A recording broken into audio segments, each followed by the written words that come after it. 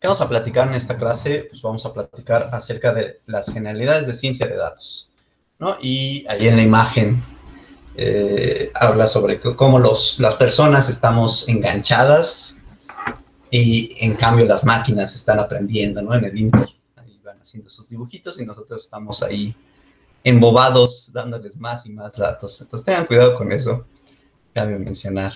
Ok, bueno, en esta clase vamos a ver tres cosas. Uno es definir qué es la ciencia de datos. Dos, es el enfoque de Machine Learning. Y tres, por qué vamos a usar Python, ¿no? Es decir, esta clase ya es como la primera en sí en forma de teoría, dado que las otras habían sido como un panorama general de qué se va a tratar la clase, y esta ya vamos a tomar el toro por los cuernos y vamos a platicar acerca de lo que es ciencia de datos, ¿no? Y las demás cosas. Entonces vamos a ver estas tres cosas y empecemos con lo que es la definición de ciencia de datos. Bueno, ¿qué es ciencia de datos? Pues DC, por sus siglas en inglés, es la ciencia que extrae información importante sobre grandes y complejas cantidades de datos. Es decir, en una palabra, grandes cantidades de datos, pues Big Data, ¿no?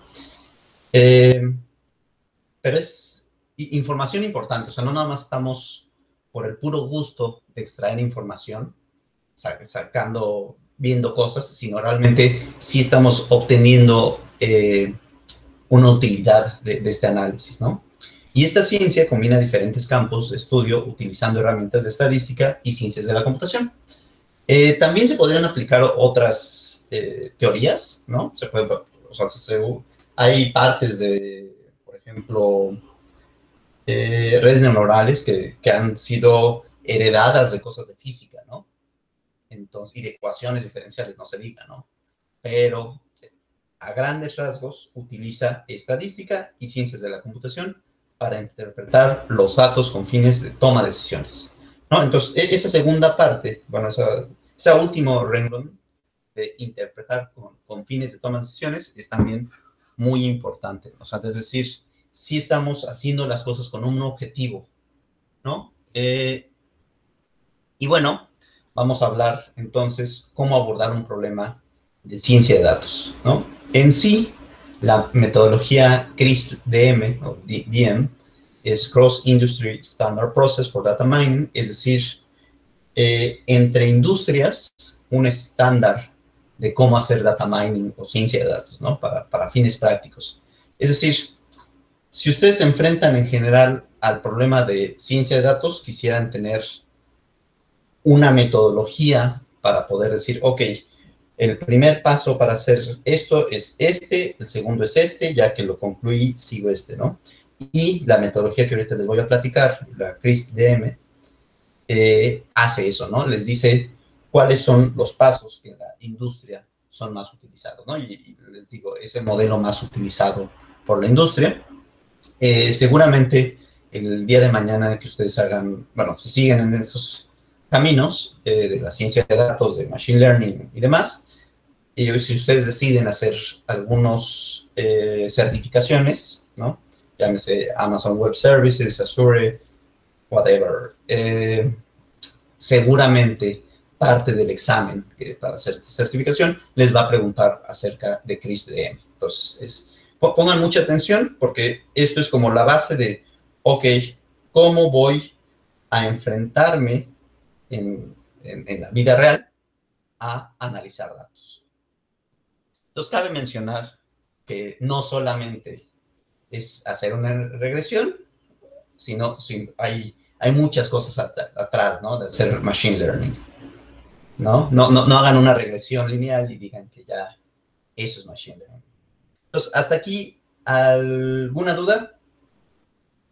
No. No, profe. ¿Seguro? Perfecto, muchas gracias.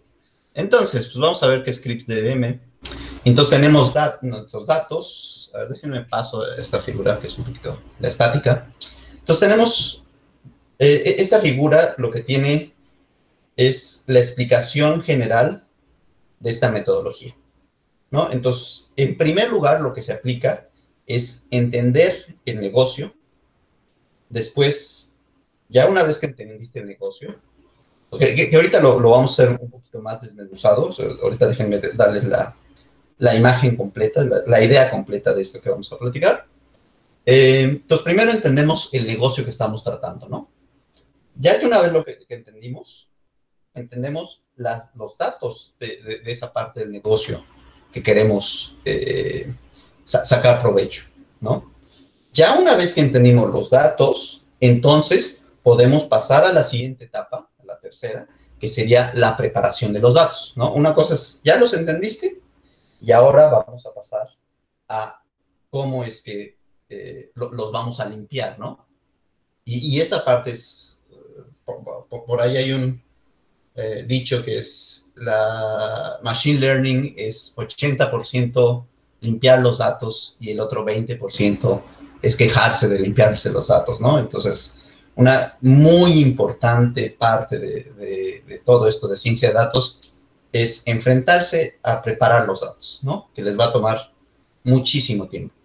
Bueno, una vez que ya pasaron esa etapa, uno entonces empieza a modelar, ¿no? Una vez que ya uno tiene un modelo, ¿no?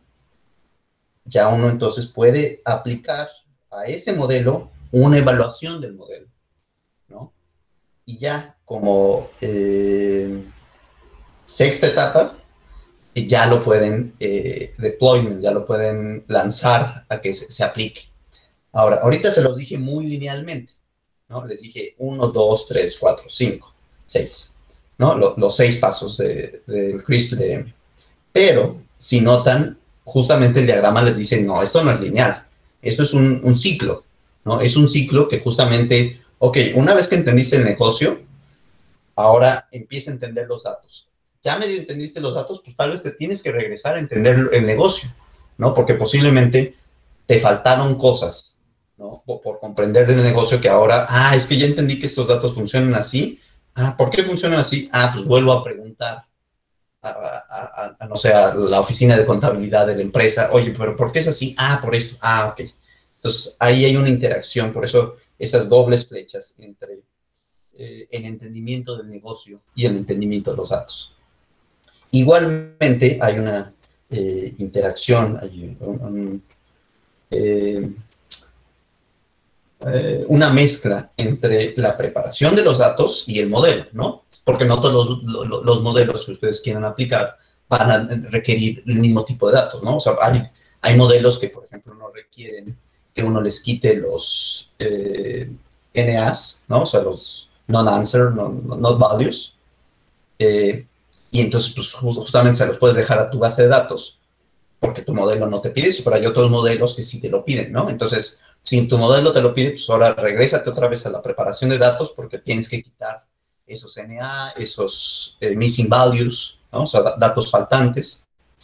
Bueno, una vez ya que tienen su modelo, pueden pasar a evaluación, pero entonces, ya que empiezan a evaluar su modelo, ya que entonces dicen, ok, un modelo sería bueno si tiene estas o aquellas cualidades.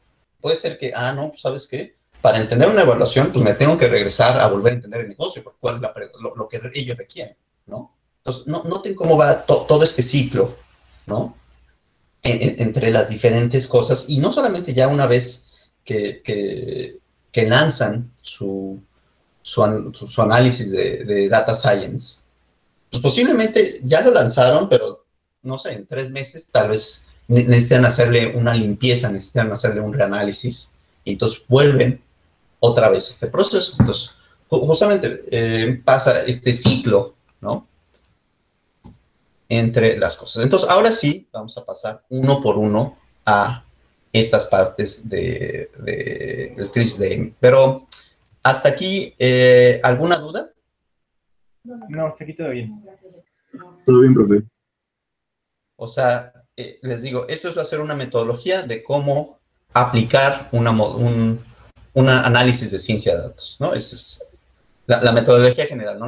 Ahorita no estamos aplicando un modelo X y o Z, sino cuál es el concepto general para esto.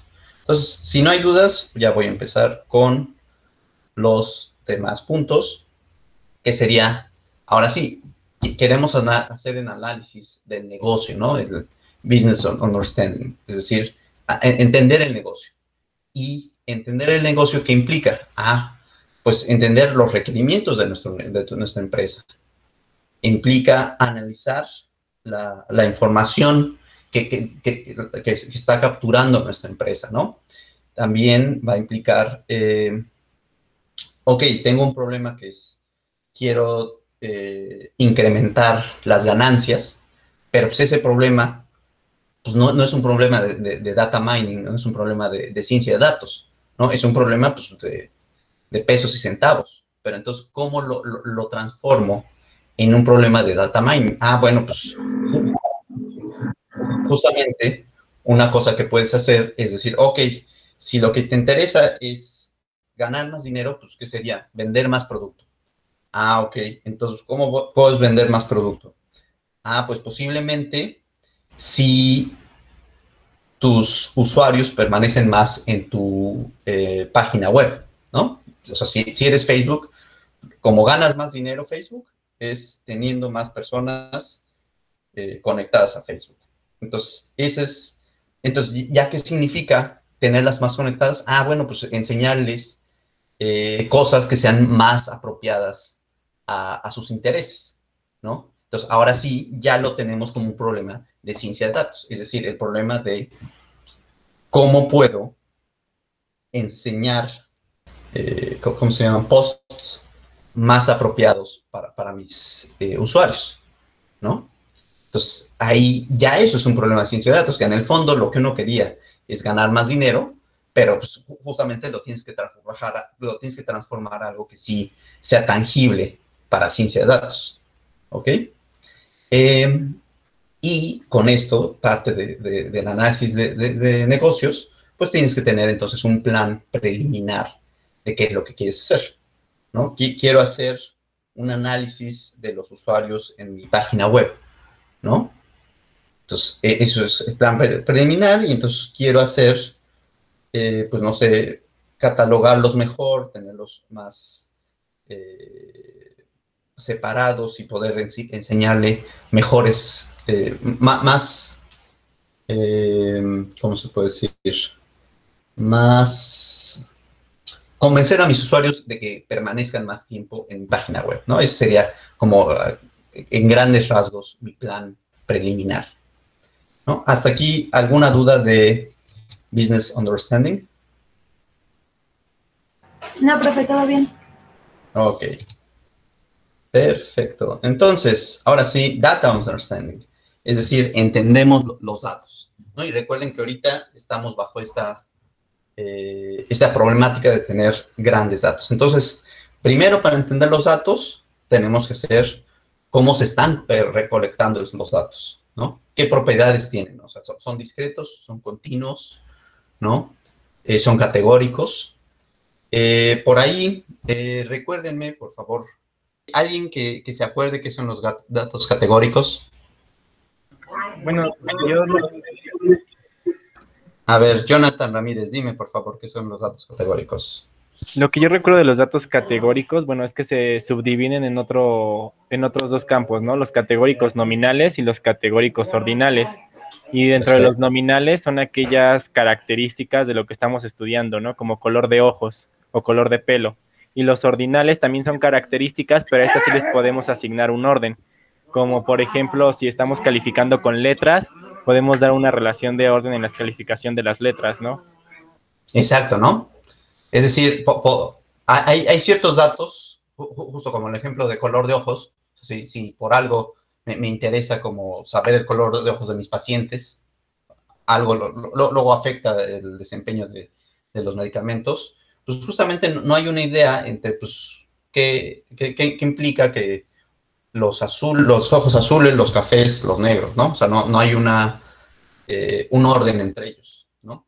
En cambio, si estoy dando algunas calificaciones, digamos, la presión, las pulsaciones de mis pacientes, ¿no? Eso sí puedo decir, bueno, estas pulsaciones son más altas que estas otras, que estas son más bajas, ¿no? O sea, si tienes pulsaciones de 150, es distinto a que tienes 149, es distinto a que tienes 130, y justamente hay un orden entre mis variables, ¿no? Entonces, ok. Entonces, volviendo a la presentación, pues ahí tenemos las propiedades de mis datos, ¿no? Y la calidad también de mis datos, ¿no? Es decir, qué tanto puedo confiar sobre su calidad. Quiere decir, puede que tenga outliers, puede que no los tenga. Que por cierto, otra pregunta más. ¿Alguien más que me diga qué son outliers o cómo podrían definirlos? Outliers también se les dice... Son los datos atípicos, ¿no? Ah, exacto, datos atípicos. ¿Qué son los datos atípicos? ¿Cómo podrían decir que un dato es atípico con respecto a los demás? Pues cuando está como muy separado, no sé, por ejemplo, de la media o por decirlo así. Perfecto, ¿no? O sea, ¿y algún ejemplo que se te ocurra? O sea, di cualquier ejemplo de datos y vamos a ver un dato atípico. No sé, por ejemplo, en un partido de básquetbol, la altura, ¿no? Así como uno atípico sería alguien que midiera como unos 60 o algo así. Exacto, ¿no? Porque todos son gigantones, ¿no? Y además, seguramente, perfecto, Bruno, ¿eh? Seguramente si tú estás viendo una base de datos sobre las características de tus jugadores de básquetbol y te encuentras uno de 1.60, pues vas a echarle un segundo ojo a ese dato, ¿no? O sea, capaz que quien estuvo capturando no lo capturó correctamente, ¿no? Perfecto. Entonces, pues eso fue Data Understanding, o sea, entender los datos. Y después de Data Understanding pasamos a Data Preparation, es decir, a la preparación de los datos. Y esto pues, parece muy sencillito, tiene ahí dos pasos, selección de los datos que se van a ocupar y preparación de los datos. Es decir, si yo tengo mis pacientes, posiblemente tenga muchas cualidades sobre ellos, ¿no? O sea, si estoy haciendo un análisis sobre la efectividad de cierto nuevo tratamiento, puede ser que tenga 28 distintos campos de los pacientes, distintas cualidades, pero pues realmente tengo que ser una selección, porque muchos de esos podrían ser hasta repetidos, ¿no? Entonces, ¿cuáles son los que sí me interesan, ¿no? Y una vez que ya elegí cuáles son los que sí me interesan, pues ahora sí los voy a preparar de una manera correcta. Es decir, si por algo yo tenía la información de mis pacientes en hojas tal cual capturadas a mano, pues tengo que pasarlas a la computadora, ¿no? Porque en hojas de papel, pues no me va a servir para mi computadora, ¿no? Pero entonces, pues justo aquí viene esta etapa que les digo que toma el 80% de todo el machine learning, que es limpiar los datos, ¿no? Que no afortunadamente, que en este curso, por la naturaleza, no vamos a clavarnos tanto en eso, ¿no? Porque además, justo la preparación de los datos es un curso completo, ¿no? Y además es un problema que cada vez que uno se enfrenta a eso es completamente distinto. Y te tardas horas y horas y horas, ¿no? Es decir, por ahí... 2000 years later. Cuando uno empieza a hacer este tipo de análisis, se pasa unos 2000 años, ¿no? Literalmente haciendo su análisis, haciendo su preparación de los datos, ¿no? Que si quitar los valores outliers, que si quitar los NAs, que si quitar ciertas columnas, que si mis bases de datos están separadas, entonces tengo que hacer queries. Esto les va a tomar muchísimo. Les digo, en este curso vamos a verlo ya con bases de datos ya muy limpiecitas, ¿no? Vamos a tomar bases de Kaggle, vamos a tomar bases de UCL, ¿no? Que ya son páginas web que uno baja sus bases y son prácticamente TXTs, ¿no? O Exceles, ¿no? En pocas palabras. Entonces, sigamos. La siguiente etapa, entonces ahora sí, sería modelar, ¿no? Entonces, ¿qué tenemos que hacer en modelar? O sea, posiblemente uno le puede agregar más y más pasos a estas cosas, ¿no? O sea, no estoy diciendo que sean tal cual las únicas 3 puntos, ¿no? Para modelar, pero digamos, grosso modo, estos son los pasos, ¿no? Entonces, primero, es selección y creación de un modelo, ¿no? Es decir, ok, ya tengo los datos, ahora sí, de todos los modelos de Machine Learning que yo sé, cuál puedo aplicar. Por ahí, en el punto número 2, es Model Testing Plan. Déjenme ver, sí, plan, no plat, no, ni siquiera es. ¿Cuál es mi plan para hacer el modelo? Ok, ya elegí que voy a hacer un análisis, regresión logística, ¿no? Por la naturaleza de mis datos. Ahorita no sabemos qué significa posiblemente regresión logística, más adelante vamos a ver, pero por ahorita es un modelo que existe. Luego, en Model Testing Plan, es decir, en el análisis del plan para el modelo, voy a decir, ok, ¿cómo va a funcionar? Pues voy a separar mis datos en los que son test y los que van a pasar por el modelo y los que me van a servir para pruebas, ¿no? ¿Cuántas veces voy a correr mi modelo? ¿Con qué parámetros? Y si no funciona, ¿cómo voy a cambiarlos, no? Entonces, justo entre mi plan de modelaje y mi parameter tuning, que es decir, mi ajuste de los parámetros, pues voy a empezar a hacer muchas cosas muy sutiles, muy complicadas. Bueno, no muy complicadas, o sea, sí muy complicadas, pero me refiero que va a haber una interacción compleja para poder aplicar bien las cosas. Y luego, además, muchas cosas, pues, no solamente le tuviste que poner un modelo, le tuviste que poner 4 modelos y ponerlos a prueba y ver cuál de esos 4 modelos se ajustaba mejor. O sea, no solamente entre parámetros, sino modelos completos distintos. Ok. Entonces, ahí viene toda esta parte matemática que uno tiene que andar pensando, que si se ajusta, que cuáles son las hipótesis de este modelo y demás. Entonces, ya una vez que ya elegimos este modelo, ya una vez que ya tenemos estos otros pasos ya hechos, ahora sí vamos a evaluar, ¿no? Es decir, ¿qué tan bien está funcionando? O sea, en la evaluación uno de los pasos de la evaluación es qué tan bien está desempeñándose el modelo con respecto a las metas como negocio, ¿no? Es decir, si yo tengo un modelo que lo que hace es, que lo que yo espero que haga es recomendar mejores cosas a mis usuarios, no recomendar hacer una mejor recomendación de los productos a mis usuarios, pues justamente quiero ver si sí está cumpliendo este modelo con, no sé, yo quería que aumentaran las ventas en 10% y vamos a ver si sí este cambio de cómo sugerir productos a mis usuarios sí está cambiando en ese 10%, ¿no? Entonces, si lo pasa, pues es que el modelo sí es bueno, y si no, pues tal vez necesito volver a otra vez, ¿no? Por eso el ciclo del CRISP-DM, ¿no? O sea, puedo regresar a pasos anteriores. Y luego, ya una vez que vi que sí, el modelo sí pasa estos criterios, pues a tomar la decisión, ¿no? Que posiblemente eso ya tal vez no sea parte del área de science, de data science, si ya sea un área directiva, quien decida, bueno, pues si aplicamos ese modelo o no. ¿Saben qué?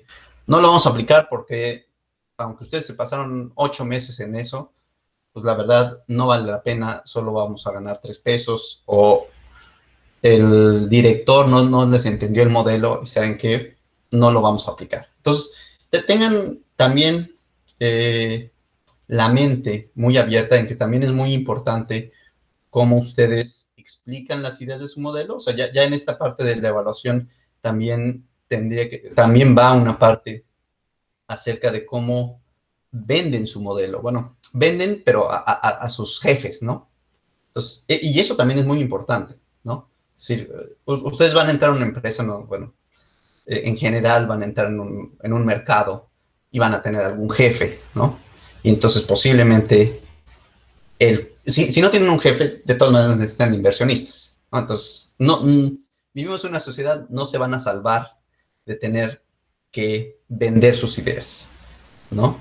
Entonces, tengan muy bien ideado cómo van a poder, por qué sí es bueno este modelo, ¿no? Con toda esta evaluación que ustedes en este paso están haciendo, es cómo van a poder enseñarle a las personas que deciden si no aplicar el modelo. Y bueno, pues ya, justo como última parte, pues ya la aplicación del modelo, que es cómo aplicarlo, ¿no? O sea, cómo, si aplicarlo, digamos, si su empresa es nacional, si aplicarlo en todos los estados, o simplemente empezar en un sector.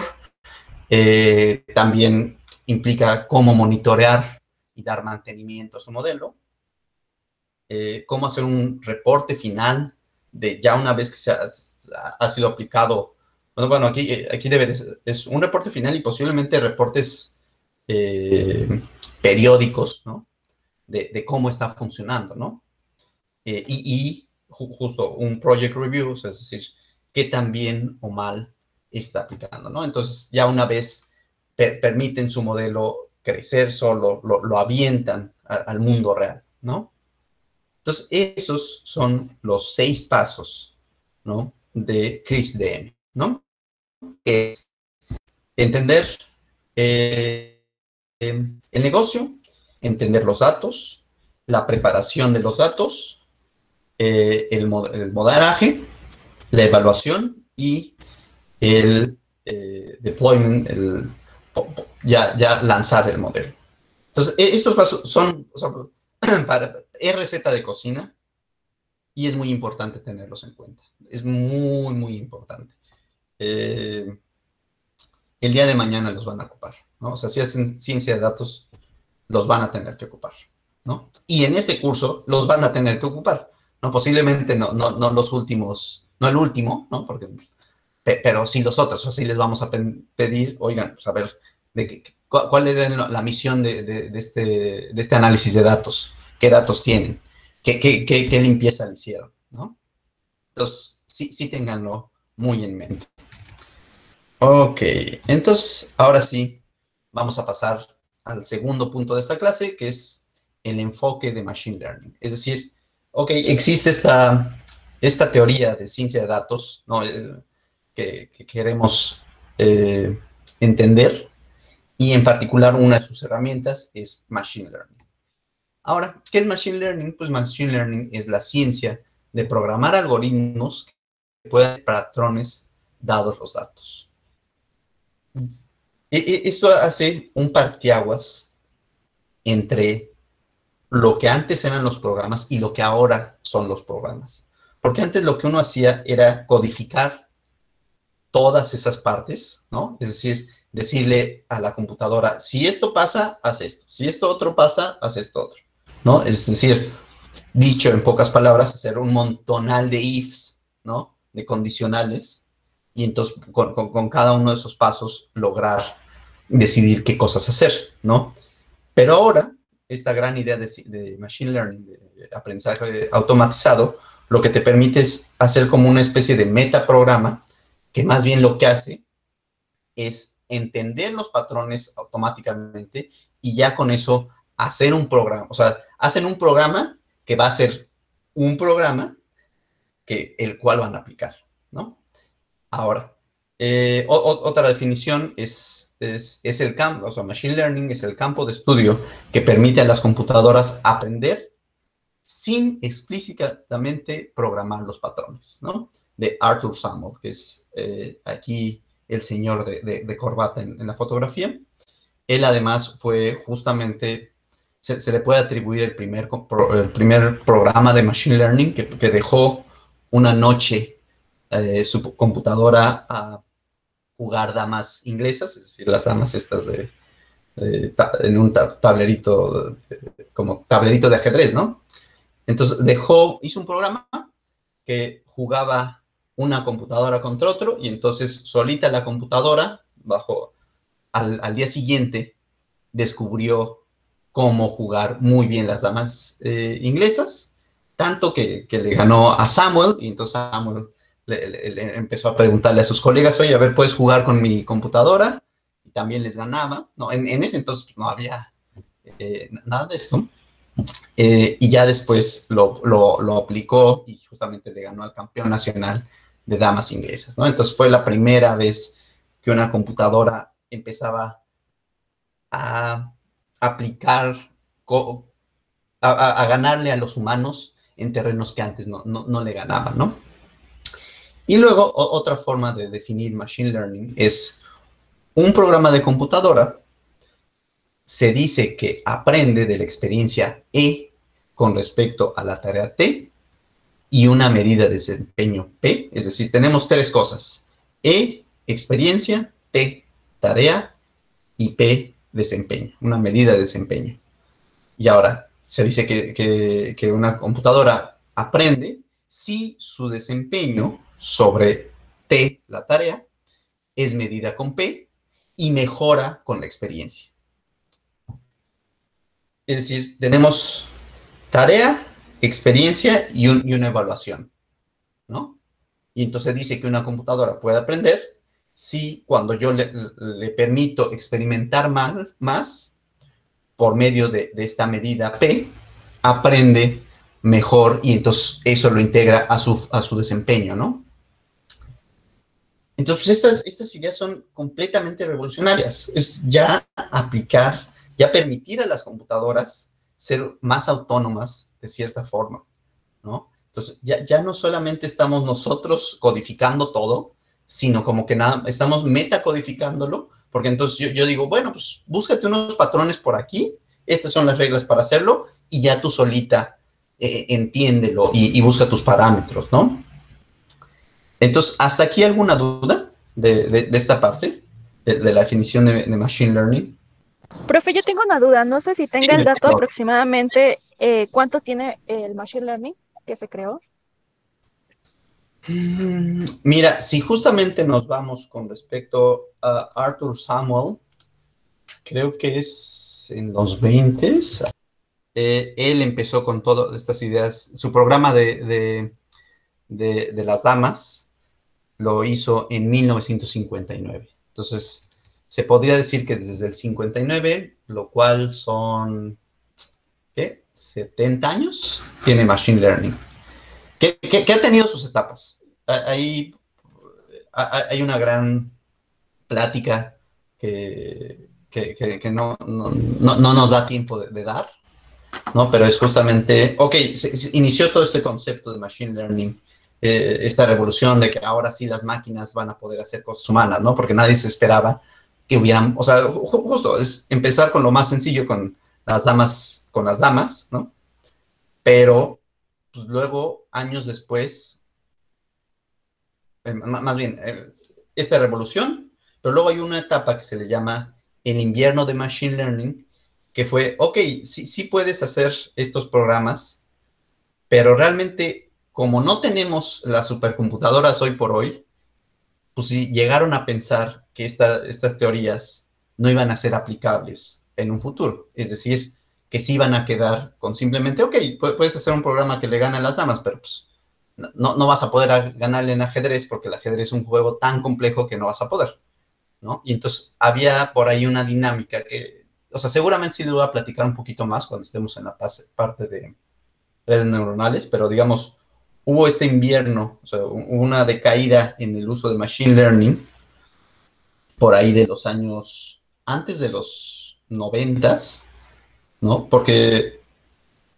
justo no había las computadoras suficientemente rápidas y tampoco la teoría había avanzado lo suficiente, ¿no? Se creía, es que justo ahorita no les puedo platicar mucho de redes neuronales, pero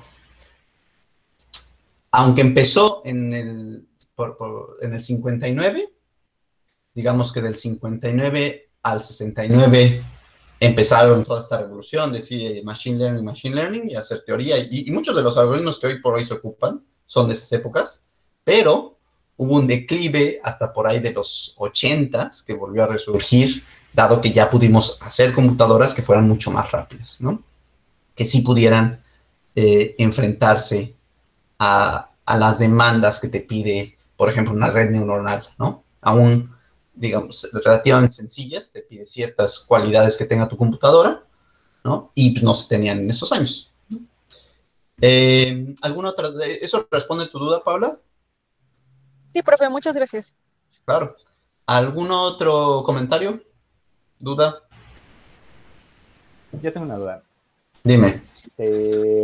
Cuando programó lo de las damas chinas, ¿sí? ¿Le dio nada más las reglas del juego o practicó a base de otras jugadas de damas chinas? No, solo le dio las reglas del juego. Es algo, a ver, déjenme... al ratito les comparto justamente un link de un video que platica muy amablemente sobre esta historia, pero tal cual solo les dio las reglas del juego de cómo jugar damas chinas. Digo damas chinas, damas inglesas, perdón. Perdón, Eh, sí, damas inglesas. Cómo jugar damas inglesas, y lo que sí le dijo es, ve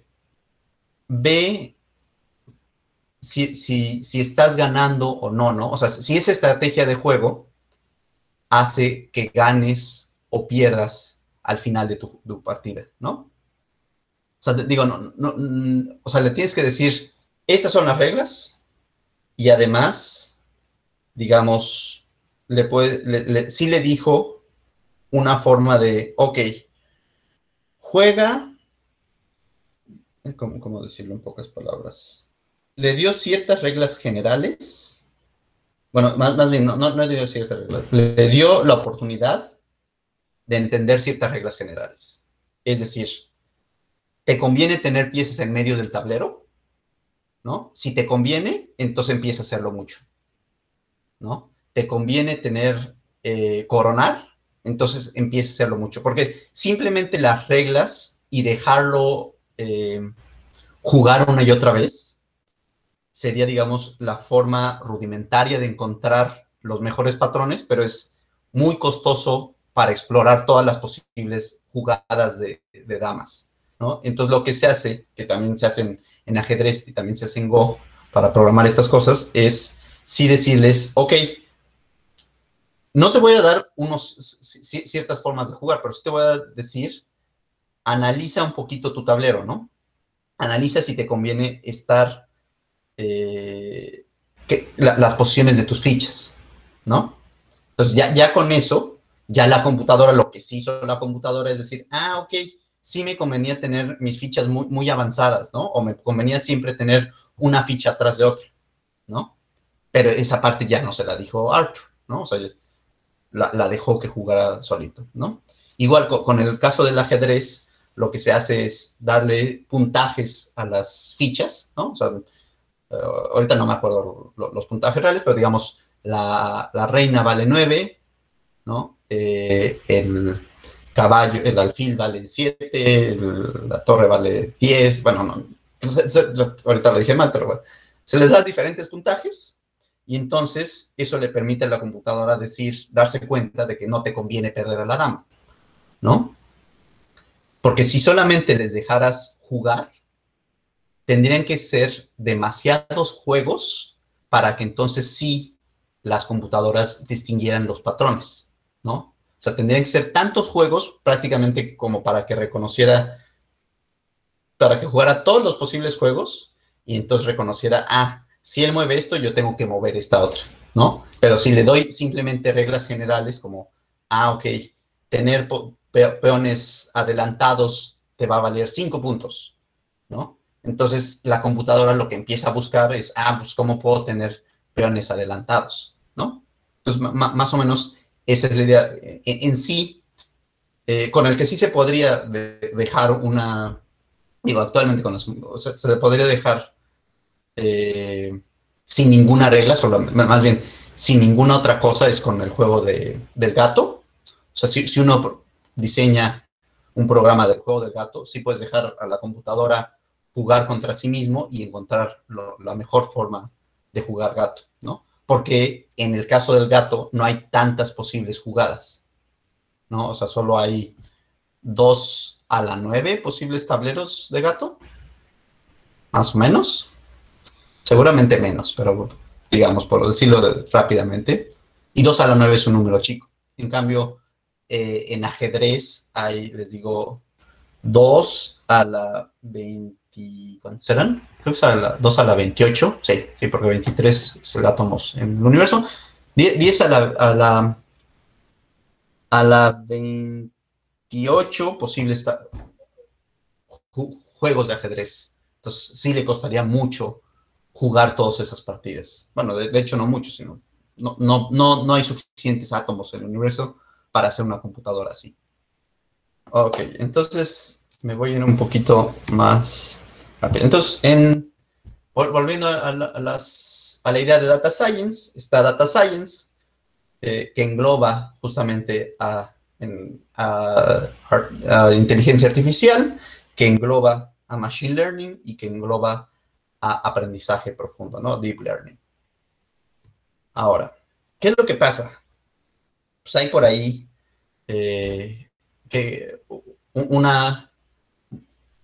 una diferencia entre cuando estoy haciendo ciencia de datos y cuando estoy haciendo estadística.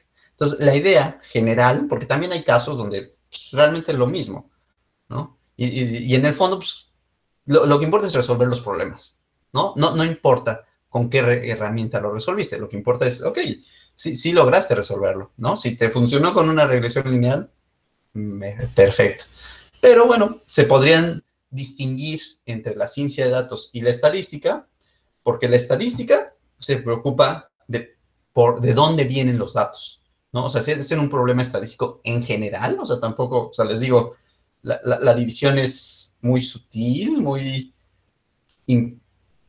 se cruza en muchos casos, en muchos ejemplos, pero a grandes rasgos, en la estadística nos preocupa de dónde vienen, es decir, cuál es la distribución que genera nuestros datos, cuál es esa mu de nuestra distribución posiblemente, cuáles son los parámetros, ¿no? Y dada una muestra, qué tan seguros estamos sobre las características de esta distribución. Es decir, si sé que está, qué tan confiable es que yo pueda decir que mu vive en este intervalo, por ejemplo, ¿no? Dado que tengo 100 datos y dado que, ¿no? O qué tan confiable es si ahora tengo 200 datos, ¿no? Entonces, la estadística mide la aleatoriedad de manera analítica, ¿no? Entonces, por eso utilizas tantas herramientas matemáticas para medir justamente esta probabilidad, esta distribución subyacente. En cambio, ¿no? La ciencia de datos se preocupa más por qué más viene, ¿no? Es decir, ya me enseñaste esos datos y ahora yo cómo te puedo decir a un dato futuro para dónde va a ir, ¿no? Es decir, dada una muestra, qué tan seguras podemos estar acerca de cómo predecir otras muestras, ¿no? Cómo hacer un análisis a futuro, ¿no? Entonces, igualmente, pues predice, ¿no?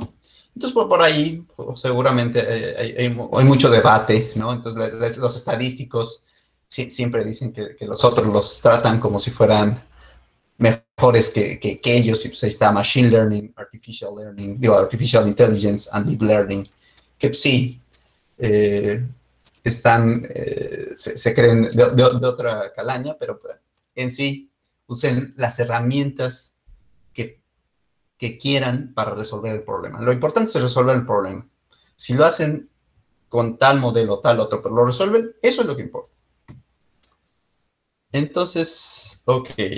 Entonces, nada más, ahora sí, ¿en qué sabores, ¿no? ¿En qué distintos campos se divide el Machine Learning, los algoritmos? Y entonces están los supervisados, los no supervisados y los de reinforcement, ¿no? Nosotros, en este curso, solo vamos a tocar los algoritmos de Machine Learning de supervisados y con eso vamos a tener para abordar muchísimas cosas. Vamos a tener redes neuronales, árboles aleatorios, random forests, muchísimas cosas, ¿no? O sea, los otros dos temas también son universos geniales de conocimiento, pero bueno, en el caso de algoritmos supervisados, son para problemas donde tú sabes, o sea, tienes una muestra de datos donde sabes cuál es tu output, tu resultado, ¿no? Es decir, yo ya tengo mis clientes y yo ya sé